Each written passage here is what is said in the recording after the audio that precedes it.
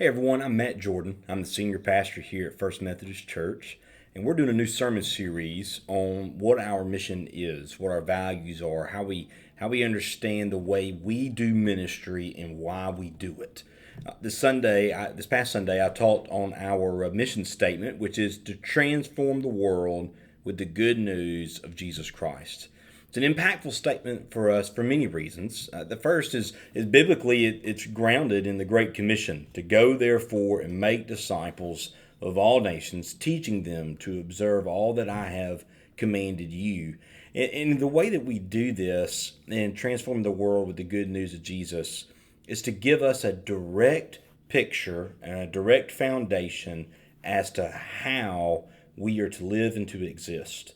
You know, in life, we all have purposes, and that's crucial for us to understand, right? We all have an intention and a purpose in our life for a variety of things. When we think of why we exist or why we have a job or we think of why we are parents, there are normally stipulations that come with those, or at least expectations, right? And there's clear parameters and boundaries, or there should be, for how we are to work, for how we are to parent, for how we are to be a spouse.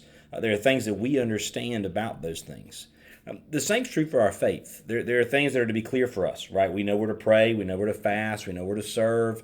We know we're supposed to do those things. But how is it that we can put blinders on, if you will, and center our minds and our hearts and our efforts in one clear direction as a church? To say, as the First Methodist Church of Enterprise, what does it mean to be a member, and what are we going to do about it? What are we going to do as a church?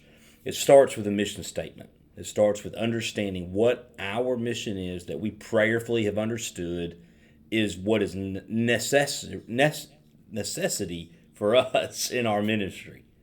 And that is to be transformed and to transform with the good news of Jesus. A while back, we had some of the staff and I had attended a conference called the Vision Framing Conference, where we looked at what it means to define our vision. And in defining our vision, we didn't just look at what sounded catchy and not even just what was biblical, but we looked at what was biblical, what was the expectation that we wanted to set for members of the congregation, and also be able to clearly define and discern what it is we are trying to accomplish. And for a lot of churches and for a lot of people, that can be a lot of things. For some, it can be service-oriented. For some, it can be in direct way of how we worship. But what we understood is that there's a challenge in Scripture for us both to become like Jesus and to evangelize. So there's both a transforming of our own selves and if you will, using the old adage of taking the bread and sharing that with another beggar, that this belongs to them, and that we can invite them to come to know Jesus, that our faith is both transformative for ourselves, and we don't just hold on to that for ourselves, but we go and take that out into the world. And so it's essential for us to understand these things. Over the next few weeks, we're going to be talking about what our measures are for that, what values we have, things that are on our website. If you go to fmce.church, you go to the About page, and you're going to see all of these things that we're talking about in our sermons and all the things that we're going to be talking about in these videos clearly laid out for you in a document. And I'll be honest with you, this has been a challenge for some of us. What was at the heart of this for us at our last long-range planning meeting as a staff, and things that really directed why this was needed more so now than ever, was we took a picture of a stick figure and we called him Joe Smo. We put lines out beside him and we wrote all the things on there that we thought were valuable and important of someone that has been transformed with the good news of Jesus. Sincere, bold, courageous, holy, faithful. All of these important and distinct words about a faithful person of Jesus that's been transformed. And we, for a moment, looked at those words and we said, who do we know that fits these? And we you know, as you all know, it was hard to find someone that fit all of those, but there's so many wonderful folks in our congregation, we were able to come up and say, well, there's so-and-so and so-and-so and so-and-so. But then we asked the questions, what are we doing to be intentional in the way that a person who's never been in our church before joins us and comes through our congregation, whether they be here for a time for flight school, whether they be a child in our program, whether they be someone that's born into a family at our church and raised in our church. What are we doing to be intentional in the way that we form every person to be that person that is bold, courageous, faithful, holy, a disciple, someone that's empathetic and sincere. What are we doing to do that? And it helped us to reframe and understand what our job is, as Paul tells us, to equip the saints for the work of ministry. And that is to be about the business of transforming through the good news and for the good news and with the good news of Jesus Christ. That it sets clear parameters for us to understand that everything we do has intention that's distinct and important.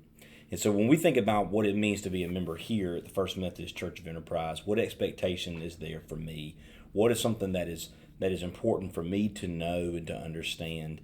It's clearly this, that when you become a member of the First Methodist Church of Enterprise, we exist to be transformed and to transform the world with the good news of Jesus, is the intention that we have in our lives.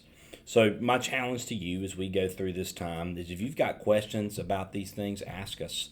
These sermons and times together are going to look a little different than our normal Sunday morning routine. We're going to have scriptural evidence for these measures and for the means that we attempt to do this. But what's essential is for us to communicate to you clearly and plainly what our mission is, how we're going to achieve it, and also how we measure success in those avenues. Questions that we're going to ask one another, opportunities we're going to have for you to serve in such a way to transform the world with the good news, like VBS, like Worship at the Park, like opportunities for missions in the community, like Operation Christmas Child, all kinds of unique opportunities for us to serve and to be the church. But we have to understand that we're not doing it blindly, but we're doing it because our mission here at First Methodist is to transform the world with the good news of Jesus Christ. I hope you're excited for what we've got coming up, and I hope that you'll join us in this mission of seeking to be active in the world and in the community to transform the world with the good news of Jesus. We love you. Bye-bye.